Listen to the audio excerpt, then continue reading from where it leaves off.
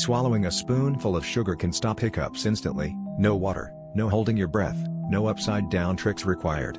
Scientists believe this sweet hack works because the sudden grainy texture jolts your vagus nerve, the very nerve responsible for those annoying diaphragm spasms. When you swallow sugar, its rough crystals stimulate the back of your throat. This sends a surge of signals that interrupt the hiccup reflex right at its source, basically short-circuiting the spasm loop before your next hic even has a chance to start.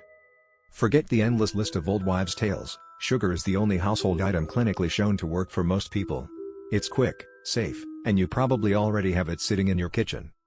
Next time hiccups hit, grab a teaspoon of regular white sugar, let it dissolve on your tongue, and swallow. You'll be amazed how something so simple can outsmart your body's most persistent reflex.